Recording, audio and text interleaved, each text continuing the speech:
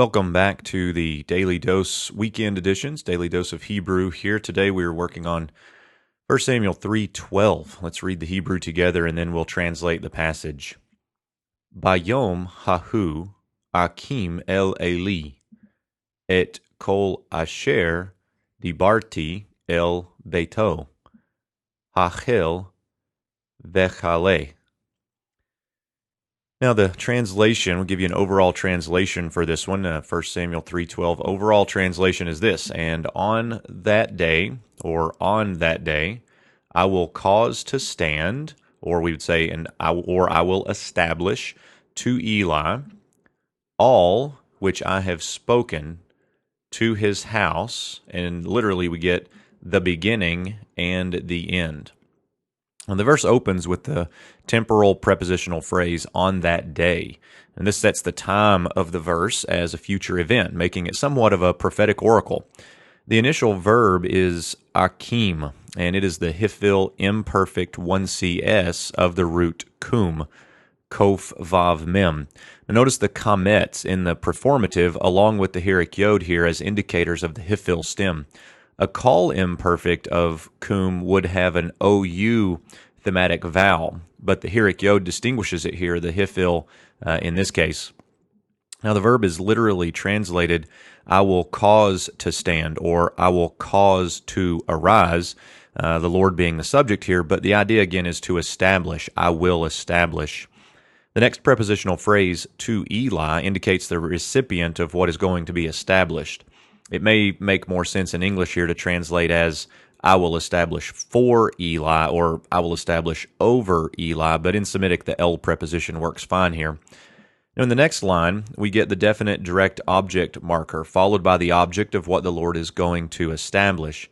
He will establish over Eli all which I have spoken to his house.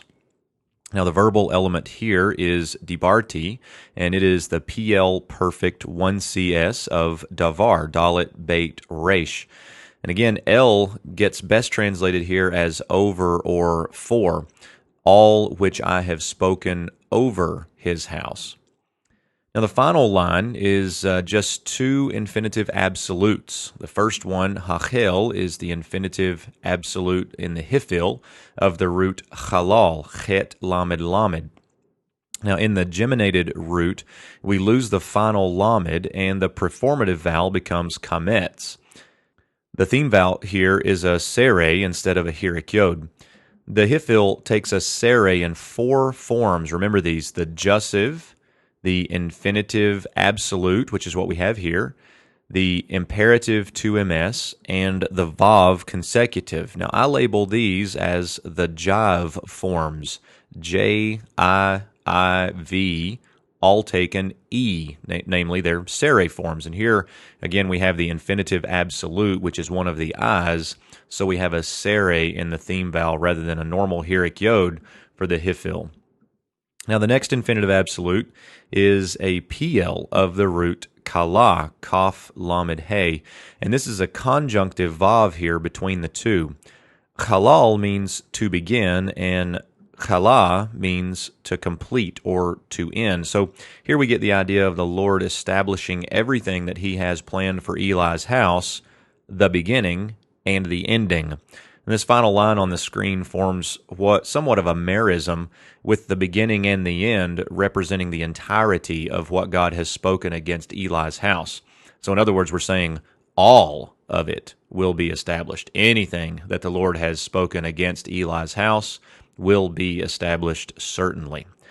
So that about wraps it up for today. I hope that this was helpful, and until next time, shalom.